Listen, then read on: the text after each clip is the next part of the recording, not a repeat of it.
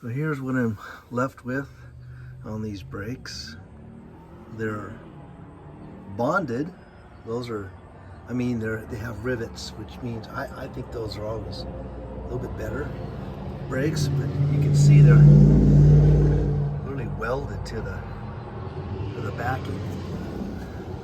So you can see that this is off as well. This one spins pretty good, feels really good. And the other side is the same way. There's lots of brake material there though. Probably won't use the shoes again. Again, they're just really, you know, I'll have to bust them off, probably. So they've been rebuilt several times, of course. So I will purchase some new parts and get working on it.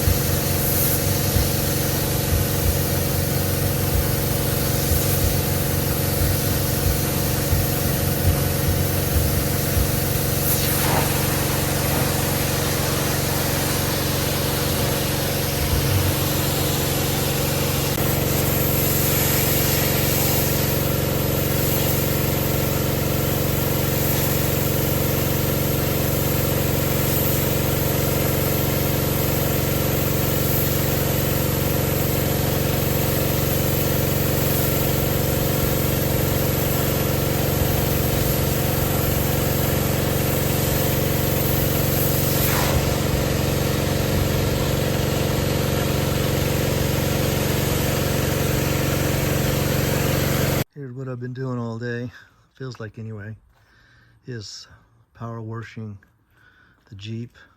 I was able to get quite a bit of the paint off, which is good, since I'll be painting this thing. Also, here are the brakes, the rear brakes. They don't look very good, just like the fronts. And the drums, let's see if I can get you a better picture. The drums are in bad shape. They're all scarred up. So I have to get some new drums. But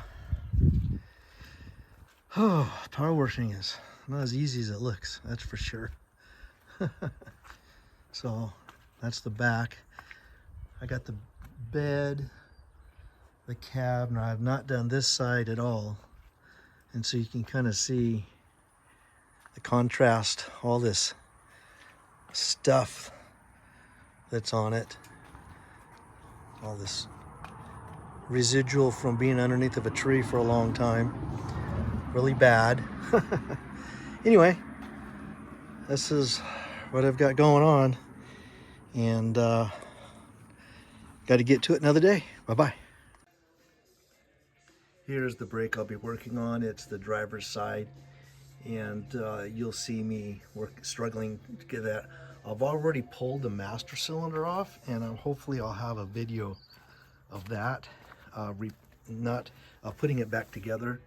So there's the passenger rear, or right rear, right there. They're all the same. They're 2-inch.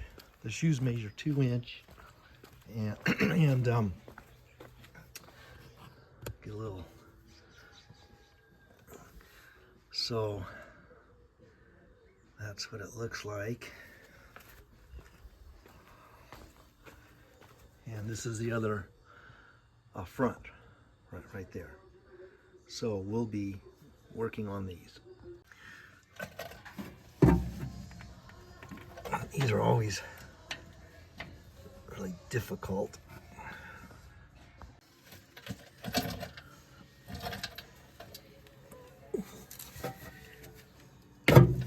Got it. Sometimes these can be super difficult. I always use this style of wrench for these things.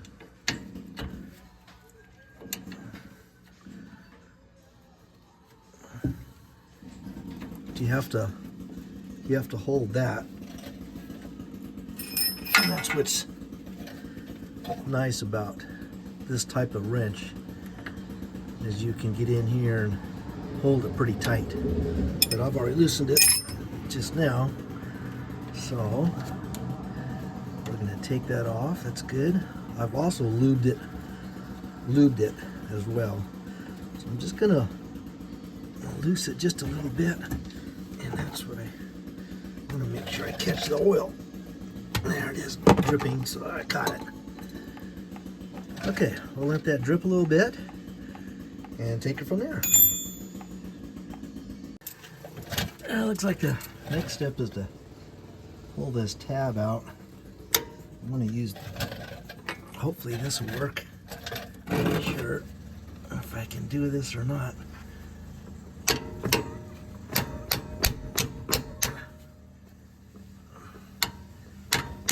It's not really the method, is it?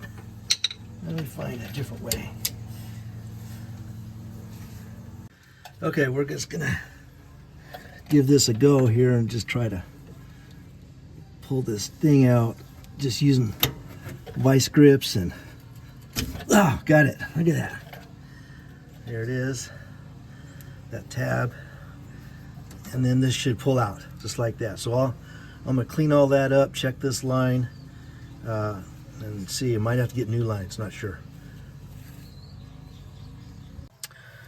All right, I want to loosen these nuts back here that hold the wheel cylinder. 1/2 inch.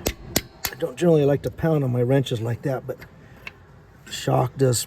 Looks like it works pretty good. That one's loose. And let's see. Oh boy, there we go. That's loose too. Oh, that's good. That's good. I'll be pulling this whole. Hopefully, I'm going to pull the whole line with the the wheel cylinder with it, and then when I get a new one, I'll check. Like I said, I got to check the hose anyway to see. Good. It's nice and loose.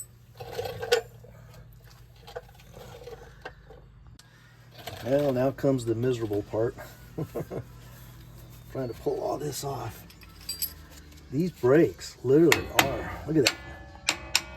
They're rusted onto there, but that did move a little bit. So let's see, I have a couple of these things. Give it a try here. I don't know. Hey, look at that. Got that one off. This cable is wrong. Let's see if I can get this one off too.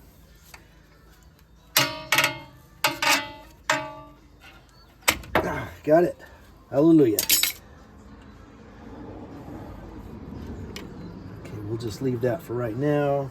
Next step is to get these off. You got to hold the pin in the back with your fingers and line that out. It usually comes off pretty easy. See, it's got the little square tabs right there that go in and lock it in like so. Let's see if we can get this one off too. All right, that one came pretty good too.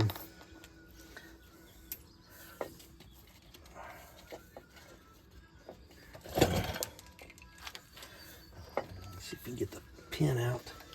Okay. Now, this whole thing may come off all in one unit, kinda, like so. It's got the adjuster all on there. How about that? Okay. Now back to getting this off, which needs to be replaced, and you can see I've already loosened it, which is good. So let's take it off all the way. What did I say, 1/2 inch?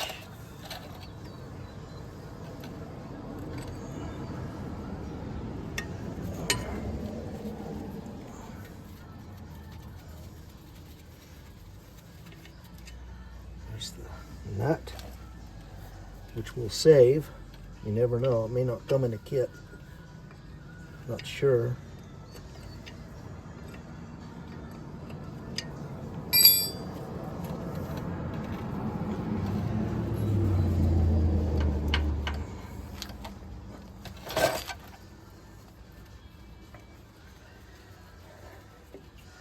It's always dirty. This is really dirty environment.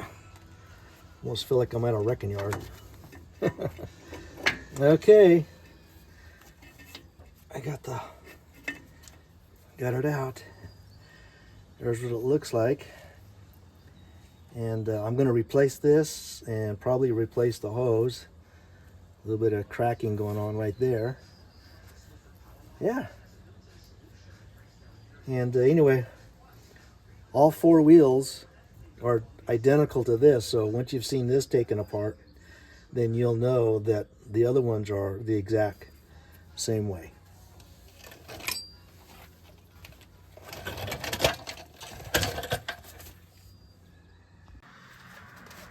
So I've got the wheel cylinder in my vise here, and I'm going to try to take this line off. Probably could have done it in the car, but since I'm replacing the cylinders, it just seems like it's the best choice to do. So let's see what we can do here. Again, these are the best tools to use for these things. Otherwise, you'll just round off the nut here.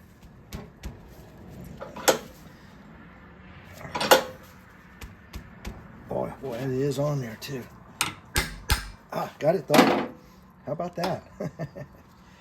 Okay, look at that.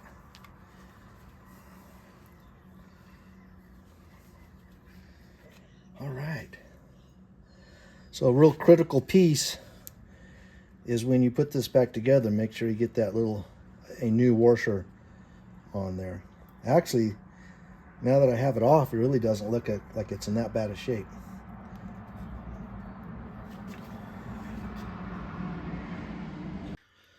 So I've determined that the master cylinder bore is 1 inch, and I needed to know that. I didn't show that on the video. However, I do need to know what size these are, because Rock Auto and other supply companies offer 2 different sizes. And so I need to take this apart and see. Look at all that leakage through there. Ugh, that's bad, huh? Anyway, so let's see what we have here. See if I can get this dust cover off. And there's the piston right there. Oh, there we go. Perfect. So now I need to measure this.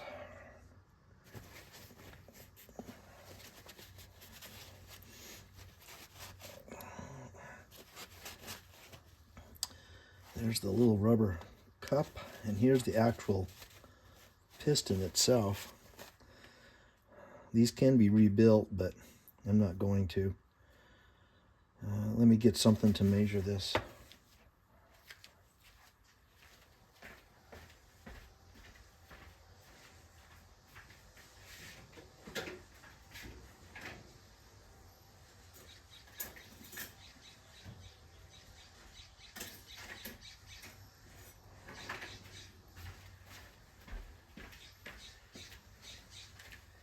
Okay, I'm just using a simple ruler. It looks to me like, about 1 1/8. It's not 1 inch, that's for sure. 1 inch is right there. So it's 1 1/8. Looks like it's right on the money, 1 1/8. Okay, so that's the bore size, and that's the size that I'll have to order. Well, that concludes this set of videos of me working on the J4000 Jeep. I've torn down one a brake system and determined the sizes and kind of, I need all new parts, new drums, everything. Hope I can find that. You also saw some cleaning of one side. I haven't done the other side yet. Power washing is a lot harder than it looks, that's for sure. Fortunately, I'm blessed with a good power washer. So I power washed, cleaned up, and disassembled, and now moving forward here, I'm going to order the parts, probably take off the right rear, have that ready to go. I won't take off the other side because I need to know, or either that or I can just take a picture of it to tell me where the parts go, how to put it back together. So that concludes this video. Thank you so much for watching. Bye-bye.